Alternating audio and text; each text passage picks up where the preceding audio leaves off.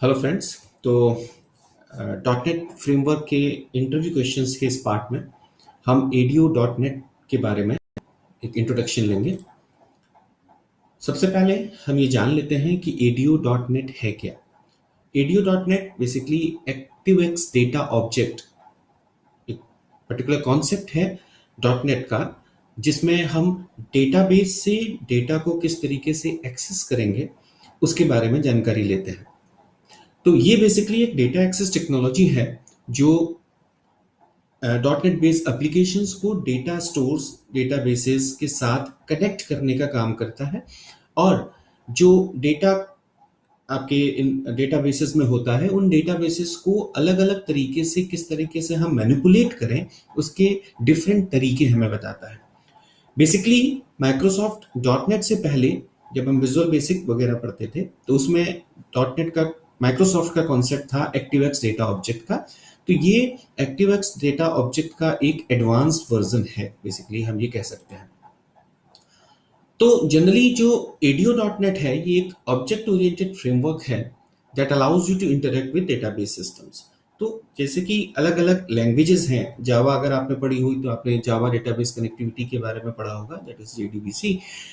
Dot net में database से हम किस तरह इंटरेक्ट करें अपने एप्लीकेशन को, और उन डेटाबेस से टेबल्स के डेटा को कैसे फेच करें, उसमें कैसे डेटा इंसर्ट करें, अपडेट करें, डिलीट करें, मींस डिफरेंट काइंड की एसक्यूएल क्वेरीज को मैनिपुलेट करने के लिए जिस टेक्नोलॉजी का हम यूज डॉट नेट में करेंगे, that will be called ADO dot net. So as you can see in this diagram, हमारे पास डेटाबेस है, डेटाबेस से ADO dot net directly interact कर रहा है, और उसके बाद जो भी हमारा प्रोग्राम है, जो डॉट नेट बेस्ड प्रोग्राम है, उस प्रोग्राम को इंटरेक्शन या उस प्रोग्राम को डेटा प्रोवाइड कर रहा है। अगर हम आर्किटेक्चर को देखें तो यू कैन सी कि आर्किटेक्चर में हमारे पास ये डॉट नेट डेटा प्रोवाइडर है, जिसमें कनेक्शन, कमांड, डेटा रीडर्स, ये तीन अलग अलग क्लासेस हैं जिनका हम यूज करते हैं फॉर कम्युनिकेशन पर्पस। एक डेटा अडाप्टर है जो डेटा को टेम्परेली स्टोर करने का काम करता है with the help of data set, और डायरेक्टली डेटाबेस से हम इंटरेक्शंस करते हैं। तो यहाँ पर कनेक्शन ओरिएंटेड और कनेक्शन लेस का एक स्पेसिफिक कॉन्सेप्ट आता है that we will discuss later on.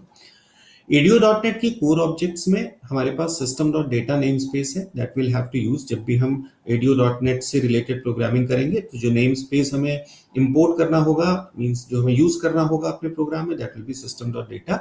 और जो प्रोवाइडर्स हम यूज एसक्यूएल सर्वर, जो system dot data dot SQL client name space के थ्रू हमें मिलेगा।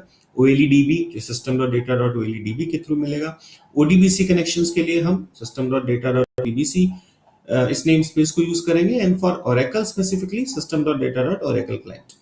By default ADO dot net की जो मैक्सिमम या सबसे बेस्ट कॉम्पेटिबिलिटी है वो एसक्यूएल सर्वर के साथ है। इसके अलावा जो कोर ऑब्जेक्ट्स हम ड्यूरिंग द प्रोग्राम यूज करेंगे for making a connection to the database, और उस डेटाबेस से डेटा फेच करने के लिए या फर्दर कोई भी हम प्रोसेसिंग एसक्यूएल से रिलेटेड करने के लिए जिन कोर ऑब्जेक्ट्स का इस्तेमाल करेंगे वो ये है, जिसमें सबसे पहले कनेक्शन आता है। हमें एक कनेक्शन स्टैब्लिश करना होगा between your data source and the specific programme.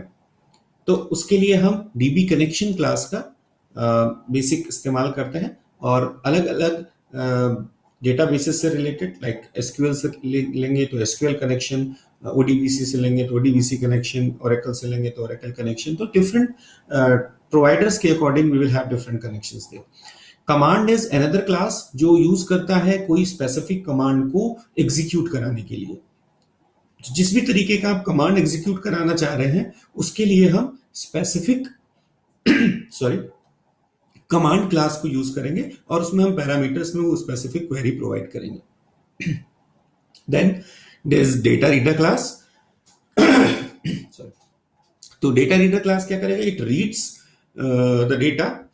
ये फॉरवर्ड ओनली वे में आपके स्ट्रीम्स को यूज करता है, और जो बेस क्लास यूज करता है that is dB data reader. Data reader, data adapter, data table, data set, ये चार स्पेसिफिक क्लासेस हैं जो डेटा को फेच करने के लिए और उनको टेम्परेरी स्टोर करने के लिए हम थ्रू आउट द प्रोग्राम्स अलग अलग जगहों पे इस्तेमाल करेंगे।